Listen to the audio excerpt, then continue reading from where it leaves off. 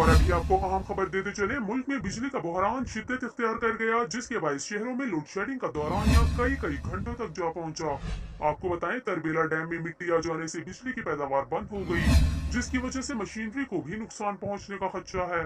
बिजली के शॉर्टफॉल के बायस से लाहौर समेत पंजाब भर में गैर एलानिया लोड शेडिंग उरूज पर पहुंच गई। लाहौर की गुंजान आबादियों में बिजली की बंदिश का ज्यादा सामना है।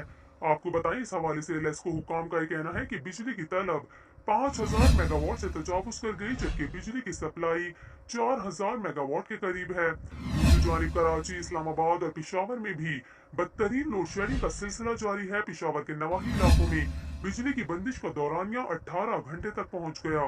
कराची में भी बिजली की तवील बंदिश मामूल की बात बन गई। शहर में रात गई भी कई इलाकों में 4 घंटे तक बिजली मुअत्तल रही। दूसरी जानिब आपको बताएं, विफाकी वजीर उमर अयूब का कहना है, तरबेला डैम पर तामीराती काम की गर्ज से टरबाइन बंद है, ताहम ये मसला 2 दिन में हल करके मुल्क भर में चंद रोज से जारी लोड शेडिंग खत्म कर दी जाएगी। Press the bell icon on the YouTube app and never miss another update.